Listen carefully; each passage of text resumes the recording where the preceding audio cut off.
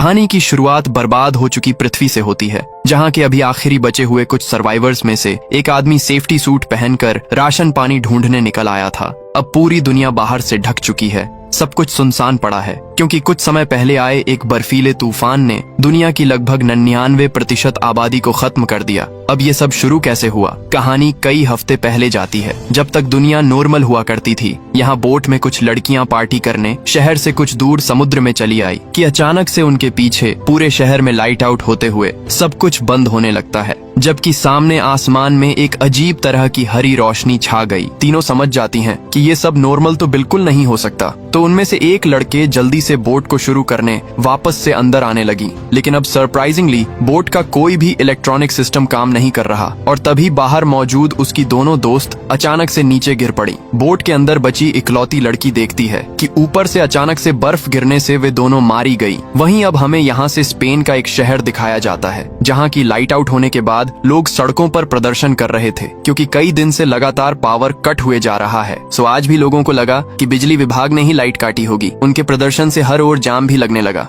अब इसी ट्रैफिक में एक जवान भी है, जो कि अभी अपनी पत्नी और बेटी को घर छोड़कर आज की शाम अपने कुछ दोस्तों के साथ ड्रिंक करने उनके खास अड्डे पर जा रहा था। वो रास्ते में नोटिस भी करता है कि आज शहर में कुछ ज्यादा ही हलचल है, जैसा कि अमूमन होता नहीं था। खैर, जोन अभी के लिए इन सब पर ज्यादा ध्यान नहीं देता और सीधा अपने दोस्तों से मिलने अपने एक दोस्त अल्फ्रेडो के घर पहुंच जाता है। यहाँ उसके बाकी दोस्त भी टीवी में यही न्यूज देख रहे थे कि अचानक से एक फैक्ट्री में आग लगने से उसकी जहरीली गैस लीक हो गई, और वो गैस अगर बाहर निकली तो बहुत खतरनाक हो सकती है। सो जोन कहता है कि उन्हें इस न्यूज पर ज्यादा ध्यान नहीं देना चाहिए, और चारों दोस्त मिलकर अब गेम्स खेलने लगे। जल्द ही उनकी आज रात के लिए मंगवाई हुई बोतल भी आ गई, जिससे कि उनकी शाम और रंगीन हो जाएगी। लेकिन उनमें से किसी को नहीं पता था कि आज के बाद पूरी दुनिया बदलने वाली है। अचानक से ही अब यहाँ पर जनरेटर वाली पावर भी बंद हो गई। तभी ऊपर से अल्फ्रेडो की पत्नी एना भी आकर सबको इन्फॉर्म करती है कि जो डिलीवरी मैन उन्हें बोतल देकर गया था वो बाहर गली में गिर गया और मारा गया। सभी दोस्त अब खिड़की से बाहर देखते हैं कि अचानक से ही बाहर स्नोफॉल होने लगी, जिससे कि हर कोई हैरान था, क्योंकि इस एरिया में कभी स्नो नहीं गिरती। वहीं अब तो वैसे भी गर्मियां चल रही हैं, तो अब तो वैसे भी बर्फ नहीं गिरनी चाहिए, यानी कि कुछ तो गड़बड़ है।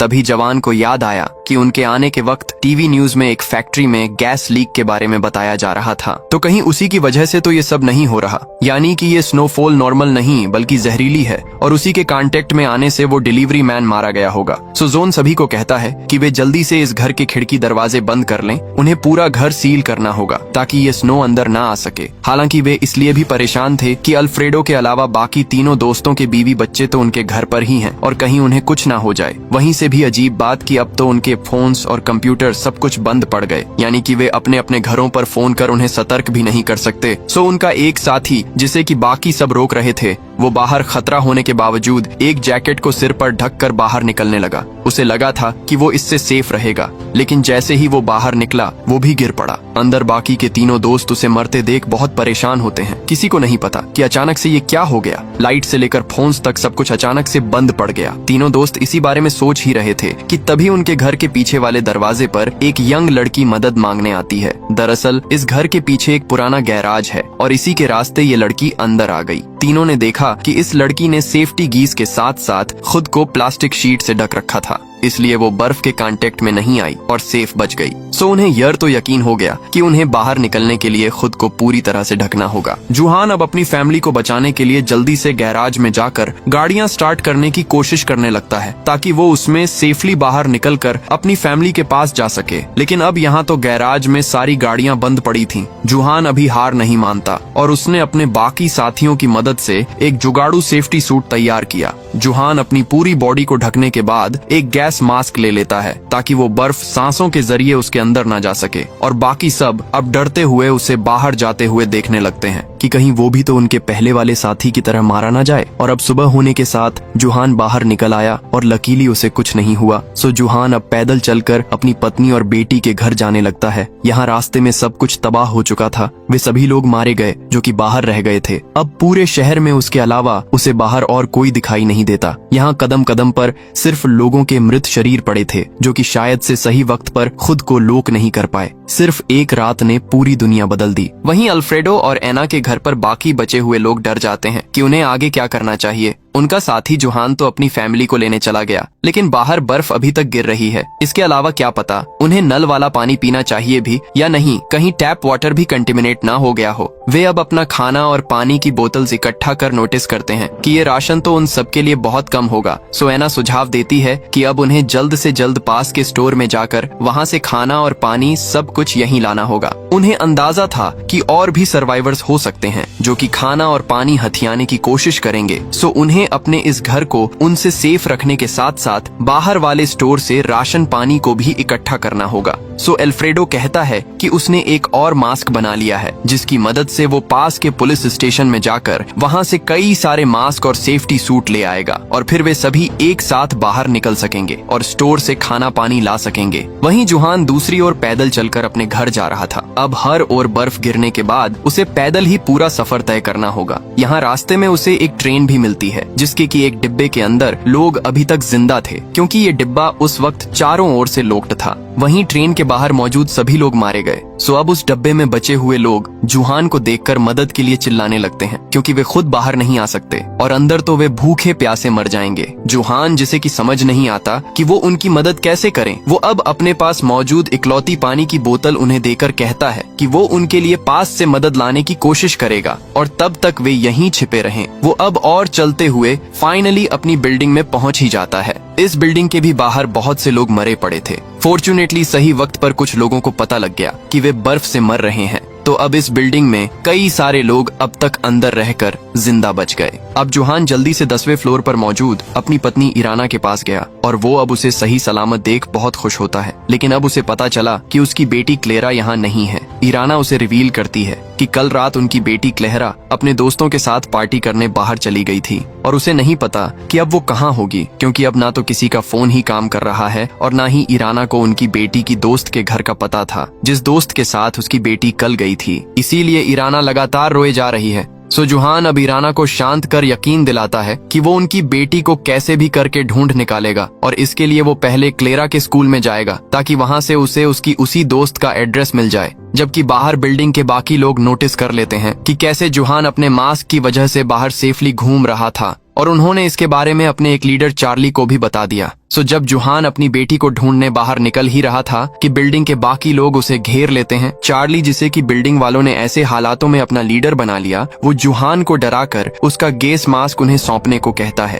ताकि वे अपनी इस बिल्डिंग को सेव कर बाहर से खाना और पानी इकट्ठा कर सकें। जुहान को पता था कि ऐसे तो वो अपनी बेटी को कभी नहीं ढूंढ पाएगा। सो वो उन सबको दूर करने के लिए अपनी गन निकाल लेता है और वो इराना को अपने साथ लेकर अपनी गन के सहारे बिल्डिंग के लोगों की भीड़ से निकलकर नीचे जाने लगता है। लेकिन चार्ली के पास भी एक गन थी और वो अपने लोगों के साथ उसका पीछा करने लगा। जुहान अब पहले फ्लोर पर आकर खुद को इराना के साथ एक कमरे में लॉक कर लेता है। उन्हें अब जल्द से जल्द एक प्लास्टिक शीट ढूंढनी होगी, क्योंकि मास्क तो उनके पास सिर्फ एक ही है और वे दोनों बाहर कैसे निकलेंगे। वहीं अब तक चार्ली भी और लोगों के साथ दरवाजे तक आ चुका था। सो जुहान अब इलाना को बचाने के लिए उसे अपना मास्क देकर बाहर निकाल देता है ताकि इराना स्कूल में जाकर क्लेरा की दोस्त का एड्रेस निकाल सके। इससे कम से कम इराना उनकी बेटी को तो बचा ही लेगी। और जुहान ने अपना सेफ्टी सूट इराना को पहनाकर बाहर निकाल दिया, जबकि बाहर से चार्ली बाकी लोगों के साथ दरवाजा तोड़ अब अंदर आ ही जाता है। लेकिन जुहान तो इसके लिए पहले से तैयार था। उसने तभी अपने मुंह पर प्लास्टिक ढककर इस कमरे की विंडो तोड़ दी, जिससे कि स्नो अंदर आने लगती है और चार्ली समेत बाकी सबको अपनी जान बचाकर वापस अंदर भागना पड़ा। वहीं जुहान प्लास्टिक शीट लपेटकर खिड़की से नीचे कूद जाता है। हालांकि प्लास्टिक के अंदर ज्यादा ऑक्सीजन नहीं थी, तो सांस न आने से वो वहीं बेहोश होकर गिर पड़ा और जब उसकी आंखें खुली तो वो खुद को एक गाड़ी में पाता है जिसके अंदर उसके बाकी के दोस्त थे। वे दोस्त जिन्हें कि वो अल्फ्रेडो और एना के घर छोड़ आया था। अल्फ्रेडो उसे रिवील करता है कि उसके जाने के बाद वो खुद पुलिस स्टेशन से जाकर और ज्यादा सेफ्टी सूट और गैस मास्क ले आया और फिर वे सब मिलकर जुहान और उसकी फैमिली को पिक करने आ गए। उन्हीं की वजह से जुहान की जान बच गई और यहाँ से जुहान और इराना अपने बाकी दोस्तों के साथ उनके घर जाने लगते हैं ताकि वे आगे के बारे में प्लान कर सके। हालांकि किसी ने ध्यान नहीं दिया कि ऊपर आसमान से एक अजीब तरह से आग के मेट्योराइट्स पृथ्वी पर गिर रहे हैं, यानी कि पृथ्वी के हालात जल्द ही और ज्यादा बदतर होने वाले थे। यहाँ अब तक सभी लोग जुहान और इराना को साथ लेकर वापस एना वाले घर में आ जाते हैं ताकि प्लानिंग कर सके कि उन्हें आगे क्या करना है। जुहान हालांकि अभी गाड़ी लेकर अपनी बेटी की इन्फॉर्मेशन के लिए स्कूल जाना चाहता था, मगर अल्फ्रेडो ने कहा कि उन्हें कुछ देर इंतजार करना चाहिए। उन्हें तभी बाहर विंडो से एक आदमी अपने घर की ओर आता हुआ नजर आया, जो कि उनकी गाड़ी के टायर के निशानों का पीछा कर रहा था। सो सभी उस पर गैराज में जाकर गन पॉइंट कर देते हैं। उन्हें पता चला कि सर्वाइवर का नाम बोनीटो है, जो कि उनके पास में एक हार्डवेयर स्टोर चलाता था। वो रिवील करता है कि वो यहाँ से थोड़ी ही दूर मौजूद बाकी सर्वाइवर्स के साथ छिपा हुआ है, मगर अब वहाँ पर खाने पीने की सप्लाई ऑलमोस्ट खत्म होते जा रही है। सो वो अकेला ही सेफ्टी करके बाहर मदद लेने निकल पड़ा। अब अल्फ्रेडो उन सर्वाइवर्स को यहाँ लाने के लिए मना कर देता है, क्योंकि ऐसे हालातों के बीच हर कोई सिर्फ अपने बारे में सोचता है। लेकिन उसने बोनीटो को अपने पास से कुछ खाना पानी दे दिया, जो कि वे थोड़ी देर पहले एक स्टोर से उठा कर लाए थे। और अब जब बोनीटो गया ही था कि इसी बीच किसी ने नोटिस नहीं किया कि उन्हीं का एक और साथी पीछे से उनकी गाड़ी लेकर बाहर निकल गया। लेकिन जब वो थोड़ी दूर पहुंचा ही था कि उसे वहीं मेटोराइट्स गिरते हुए नजर आए, और डिस्ट्रैक्ट होने से उसकी टक्कर सामने वाली गाड़ियों से हो गई और वो वहीं मारा गया। वहीं जुहान और एलिना अब और इंतजार नहीं करते। वे अब बिना गाड़ी के ही अपने दोस्तों को यहीं रुकने का कहकर अपनी बेटी को ढूंढने निकल पड़े। यहाँ अब तक रात होने से बर्फीला तूफान और ज्यादा बढ़ जाता है। जुहान और एलिना अब रास्ते से अलग अलग गाड़ियों को स्टार्ट करने की कोशिश कर रहे थे ताकि वे स्कूल तक जल्द से जल्द पहुंच सके कि तभी उन्हें कुछ लुटेरों की गाड़ियों की आवाज आई और वे चुपचाप एक कार में छिप गए। वे बड़ी चालाकी से चुपचाप उनसे दूर निकल जाते हैं। यहाँ अब तक ऐसे ही बहुत से लुटेरे शहर में मौजूद अलग अलग स्टोर से खाना पानी और राशन चुरा रहे थे, ताकि हर कोई ज्यादा से ज्यादा लंबे समय तक सरवाइव कर पाए। इनमें से कुछ लोग तो सप्लाई के लिए एक दूसरे तक को मार रहे हैं। वहीं जुहान और इलेना फाइनली स्कूल जाकर अपनी बेटी की उसी दोस्त का एड्रेस निकाल लेते हैं, जिसके की साथ वो 2 दिन पहले नाइट आउट पर गई थी। जिसके बाद जुहान अब स्कूल की पार्किंग में जाकर एक वर्किंग कार ढूंढने लगता है, ताकि उन्हें और पैदल न चलना पड़े। और काफी देर बाद उसे कार मिल ही गई। लेकिन जब वे निकल ही रहे थे कि स्कूल में एलेना को एक बच्चे की आवाज सुनाई दी और उन्हें पता चला कि 2 दिन पहले कुछ शरारती बच्चों ने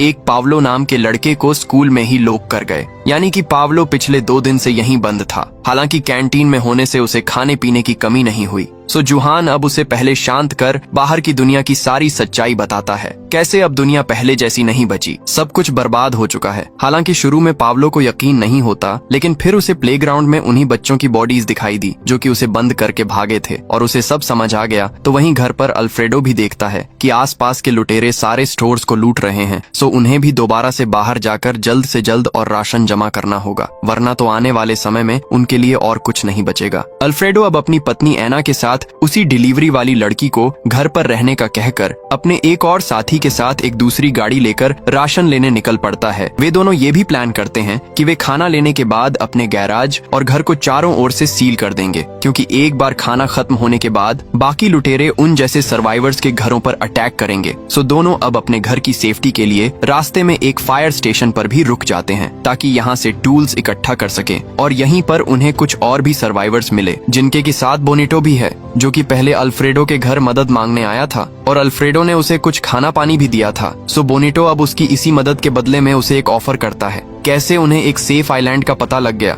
वो आइलैंड जहाँ के हालात इस शहर से तो ठीक ही होंगे। सो अगर अल्फ्रेडो चाहे तो उसका ग्रुप भी उनके साथ चल सकता है। और अल्फ्रेडो को ये आइडिया ठीक भी लगा, क्योंकि आने वाले समय में इस शहर के हालात और बिगड़ने वाले हैं। क्योंकि आने वाले समय में जब खाने पानी की कमी होगी तो शहर के हालात और बिगड़ जाएंगे। यहाँ ऑलरेडी इतने सारे लुटेरे घूम रहे हैं, सो आने वाले समय में यहाँ कोई सेफ नहीं होगा। वहीं दूसरी ओर जुहान और एलिना अब पावलो को साथ लेकर पहले उसे घर छोड़ने आ गए, ताकि फिर वे यहाँ से अपनी बेटी को ढूंढ सके। लेकिन पावलो के घर पहुँचते ही उसके दोनों पेरेंट्स पहले ही मारे जा चुके थे, सो उन्हें उसे अपने साथ ही रखना होगा। वहीं पावलो अब अपने पेरेंट्स को मरा हुआ देख उसकी हालत बिगड़ने लगी। सो जुहान दोनों को पास की फार्मेसी में ले जाने लगता है, ताकि वहां से कुछ दवाइयां ले सके। वहीं फार्मेसी के बाहर उन्हें एक और प्रेग्नेंट औरत भी मिल गई, जो कि बाहर अकेली भटक रही थी। तो जुहान अब उस पर तरस खाकर उसे अंदर आने देता है, लेकिन ये एक ट्रैप था और उस औरत के सहारे बहुत से लुटेरे फार्मेसी में घुस आए। उन्होंने जुहान से उसकी गाड़ी की चाबी लेकर उसे एलिना के साथ बाथरूम में बंद कर दिया,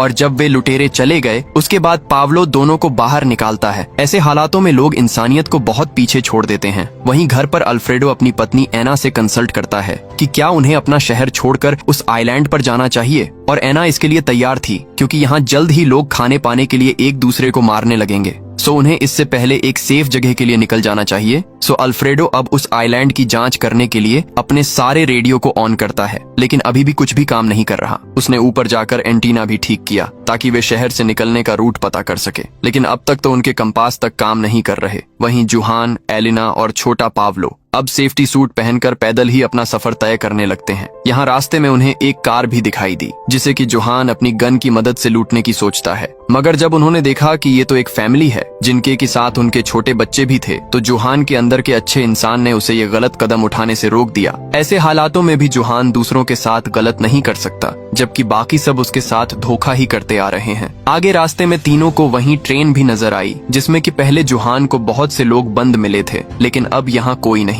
जुहान भी अपनी फैमिली प्रॉब्लम्स के चलते उन्हें भूल गया और फिर शायद से भूख से मरते लोग ट्रेन से बाहर निकल ही गए और मारे गए, जिनके बारे में जुहान अब कुछ नहीं कर सकता। सो वो पावलो और एलिना के साथ वापस से अपने दोस्त अल्फ्रेडो के घर आ जाता है, जहाँ की उसे पता चला कि उसके सभी साथी इस शहर से निकलने की सोच रहे हैं, वो भी एक ऐसे आइलैंड पर जहाँ की उन्हें बोनीटो ने चलने का आइडिया दिया था। यहाँ अल्फ्रेडो जुहान को भी मनाने की कोशिश करता है कि अब उसे रियलिस्टिक होकर सोचना पड़ेगा। उसे नहीं लगता कि उसकी बेटी क्लेरा अब तक जीवित होगी, सो जुहान को उसे और नहीं ढूंढना चाहिए। हालांकि ये सुनकर जुहान भड़क उठा क्योंकि वो अपनी बेटी के बिना कहीं नहीं जाएगा, और यहाँ से फैसला किया गया कि जुहान और एलिना अब अपनी बेटी के लिए यहाँ से इन लोगों से अलग हो जाएंगे। हालांकि उन्हें ये नहीं पता कि बाहर एक और अनजान खतरा उनका इंतजार कर रहा है। बाहर जब एक यंग कपल अकेले में गाड़ी में एंजॉय कर रहे थे कि अचानक से उनकी गाड़ी पर किसी जीव ने हमला कर दिया और दोनों को मार डाला। अब ये था क्या? ये बहुत बड़ा राज है जो कि हमें आगे पता चलेगा। वहीं इन सब से बेखबर एलिना और जुहान अब अलग होने से पहले एक पुरानी फोन बुक निकाल लेते हैं जिससे कि वे अपनी बेटी की दोस्त का एड्रेस निकाल सकें। इंटरनेट तो अब वैसे भी काम नहीं कर रहा, सो उन्हें पुराने तरीकों का इस्तेमाल करना होगा। तो वहीं अल्फ्रेडो अब जाने से पहले पास के स्टोर से और ज्यादा खाना लेने जाता है। हालांकि उसे अंदर ही अंदर बुरा भी लग रहा था कि वो अपने बचपन के दोस्त जुहान को यहीं छोड़कर भाग रहा है। सो अल्फ्रेडो ने फैसला किया कि वो जुहान को उसकी बेटी को ढूंढने में मदद करेगा और उसके बाद ही आइलैंड के लिए निकलेंगे। सो अल्फ्रेडो अब जुहान के साथ अकेले में निकल पड़ता है ताकि उसकी बेटी को ढूंढ सके। और जब वे शहर में आगे बढ़ ही रहे थे कि तभी उन्हें सामने बहुत सी गाड़ियां पड़ी हुई नजर आई जिन्होंने कि सब कुछ ब्लॉक कर रखा था। इतना ही नहीं, वहां बहुत सी सोल्जर्स की गाड़ियां आकर उन दोनों को इस रिस्ट्रिक्टेड जोन से दूर रहने को कहती हैं। अब जुहान और अल्फ्रेडो दोनों समझ गए कि मिलिट्री इस ब्रिज के दूसरी ओर कुछ तो ऐसा है जो कि उनसे छिपा रही है, इसलिए ही वे शहर में और लोगों की मदद नहीं कर रहे। सो दोनों अब चुपके से मिलिट्री का पीछा करने लगते हैं, ये देखने की वे जा कहां रहे थे। और जब सोल्जर्स ने उन्हें अपना पीछा करते हुए नोटिस किया तो वे उनकी गाड़ी पर अंधाधुंध फायरिंग करने लगे। जुहान और अल्फ्रेडो जल्दी से गाड़ी पीछे लेकर बचने की कोशिश करने लगते हैं, जिस बीच उनकी गाड़ी पलटते हुए एक बिल्डिंग में जा घुसी और तभी उन्हें मिलिट्री के ब्रिज को ब्लॉक करने का कारण समझ आ गया। अचानक से उनके सामने बहुत से अजीब तरह के ऐसे जीव निकल आते हैं जो कि गाड़ियों को हटाकर ब्रिज के इस ओर निकल आए और वे अब एक एक कर सोल्जर्स पर अटैक कर उन्हें जान से मार रहे थे। वे जीव अब जुहान और अल्फ्रेडो को देख उनकी ओर भी बढ़ने लगते हैं। दोनों समझ गए कि इसलिए सोल्जर्स इन्हीं खतरनाक जीवों को एक जगह पर रिस्ट्रिक्ट करना चाह रहे थे और वे उन्हें ही गलत समझ बैठे। वहीं ये जीव आज से पहले किसी ने नहीं देखे, तो ये है क्या? दोनों अब उसी पलटी हुई गाड़ी में छिपकर वापस से घर जाने के लिए बाहर शांत होने का इंतजार करने लगते हैं। उन्हें बाहर कुछ सोल्जर्स की गन भी मिल गई, लेकिन वे इन बड़े बड़े जीवों को देख समझ चुके थे कि इन हथियारों से तो वे इन जीवों को मार नहीं पाएंगे। वे सारे सोल्जर्स तक इनका सामना नहीं कर पाए और अब उनके चलने की आवाजों से कुछ जीवों ने उन्हें नोटिस कर लिया और दोनों दोस्त अब उनसे बचने के लिए उनसे दूर भागने लगते हैं। इसी बीच उन दोनों को कुछ ही दूरी पर भागने के बाद एक आदमी ने बिल्डिंग में आने को कहा और वो ऊपर से आग फेंक कर दोनों को उन जीवों से बचा रहा था, जिसके बाद आखिरकार वे दोनों उस सेफ बिल्डिंग में घुस ही गए। यहाँ वे देखते हैं कि यहाँ तो एक चर्च में बहुत से सर्वाइवर छिपे हुए थे। यहाँ इस चर्च की लीडर एक नन अब जुहान और अल्फ्रेडो को ऊपर छत पर ले जाकर वही मटोराइट्स दिखाने लगती है जो कि पिछले कई दिन से पृथ्वी पर गिर रहे थे, और उसने रिवील किया कि कैसे ये जीव असल में इन्हीं मटोराइट्स से पृथ्वी पर पहुंचे हैं, यानी कि ये किसी एलियन प्लेनेट से आए होंगे और अगर ऐसा ही जारी रहा तो ये जीव पृथ्वी से सारे इंसानों को मारकर खुद पृथ्वी पर कब्जा कर लेंगे, यानी कि उनके सामने और बड़ा खतरा आ गया। अब जुहान और अल्फ्रेडो जल्दी से घर जाना चाहते थे ताकि वे अपने ग्रुप के बाकी लोगों को इन जीवों से सतर्क कर सके, लेकिन नन ने उन्हें दरवाजा खोलने से रोक दिया क्योंकि अगर उन जीवों को उन सब की भनक भी लगी तो कोई जिंदा नहीं बच पाएगा। और आज की रात दोनों को ना चाहते हुए भी इसी चर्च में बितानी पड़ती है। यहाँ चर्च के लोग बारी बारी से जाकर पहरा दे रहे थे, जबकि जुहान तो इसलिए दुखी था कि उसे पता नहीं अपनी बेटी कब तक मिलेगी और वो सेफ होगी भी या नहीं। वैसे भी इस आपदा को फैले अब तक कई दिन बीत चुके हैं। तभी उसे बाहर से आवाज आई और वो बाहर जाकर ये देख हैरान रह गया कि यहाँ तो अब हर जगह हजारों जीव इकट्ठा हो चुके थे। यानी कि समय के साथ इनकी संख्या घटने के बजाय बढ़ती ही जा रही है और ये चर्च की बिल्डिंग ज्यादा देर तक इन जीवों से अंदर के सर्वाइवर्स को बचा नहीं पाएगी। जुहान अब अंदर आकर सभी को अभी रेडी होने के लिए कहता है, क्योंकि वे यहाँ और नहीं रुक सकते और यहाँ मौजूद सभी सर्वाइवर्स अब जुगाड़ लगाकर बाहर निकलने की तैयारी करने लगते हैं। जुहान के अनुसार अभी वे जीव सो रहे होंगे, तो वे इसी रात का फायदा उठाकर बिना आवाज किए यहाँ से निकल पाएंगे। सभी सर्वाइवर्स अब जुहान के पीछे लाइन बनाकर बिना आवाज के जाने लगते हैं। थोड़े बहुत दूर आकर उन्होंने बाकी लोगों को बस में छिपा दिया, जबकि कुछ मेंबर्स दीवार वाले छेद को बड़ा करने लगे ताकि वे इससे निकलकर दूसरी ओर निकल सकें। इसी बीच बस में बैठे सर्वाइवर्स में से एक औरत का बच्चा रोने लगता है, जिससे कि कई सारे एलियन जीव बस के चारों ओर भी आ गए और वे बस में बैठे सर्वाइवर्स पर अटैक करने ही वाले थे कि तभी एक बूढ़ा कपल बाकी सबको बचाने के लिए पीछे से चर्च में जाकर वहाँ की बैल बजाने लगते हैं ताकि सारे सर्वाइवर्स निकल सकें। और उन्होंने अब सारे एलियंस को अपनी ओर आकर्षित कर एक आखिरी बार हाथ पकड़कर एक दूसरे को देखा। उनके सैक्रिफाइस की वजह से बाकी के सारे सर्वाइवर्स बच निकले। वहीं जुहान अब तक उसी ब्रिज से एक बड़ी गाड़ी ढूंढ लेता है। हालांकि इसकी आवाज से वे एलियन भी आ गए और जुहान बाकी लोगों के साथ अब उन पर फायरिंग करते हुए अपनी गाड़ी में सभी सर्वाइवर्स को बैठाकर वहां से निकल गया, जबकि उनके पीछे वाला चर्च अब पूरी तरह से ब्लास्ट हो जाता है। जुहान और अल्फ्रेडो अब सेफ लोकेशन पर आकर बाकी सबको गुड बाय बोल वापस से अपने घर आ जाते हैं, ये देखने की कहीं यहाँ बाकी सबको कोई प्रॉब्लम ना आई हो। और यहीं पर जुहान को एक अच्छी खबर मिली। यहाँ तो सरप्राइजिंगली उसकी बेटी क्लेयर खुद पहले से मौजूद थी। एलिना ने उसे बताया कि क्लेयर कल ही उन्हें ढूंढते हुए यहाँ पहुँच गई। फाइनली इतने दिनों के बाद जुहान और एलिना सुकून की सांस लेते हैं कि उनकी बेटी बिल्कुल सेफ है। वहीं बाकी सब भी पूरी तैयारी कर रहे थे ताकि वे यहाँ से निकलकर उसी सेफ आइलैंड पर जा सकें कि तभी वहाँ पर सर्वाइवर्स का एक और ग्रुप आ गया और वे अल्फ्रेडो को ऑफर करते हैं कि वो उसके घर और गैराज के बदले में उनका होम ट्रक ले ले, जिसमें कि कई सारे लोग आराम से रह सकते हैं। यहाँ अल्फ्रेडो के ग्रुप को तो वैसे भी आइलैंड पर जाना था, तो वे इस ऑफर के लिए आराम से रेडी हो गए और सभी मेंबर्स अब उस ट्रक में सामान पैक कर निकलने के लिए रेडी हो जाते हैं। इसी बीच अल्फ्रेडो ने नोटिस भी किया कि क्लेरा जब से वापस लौटी है वो बहुत अजीब तरह से बिहेव कर रही थी,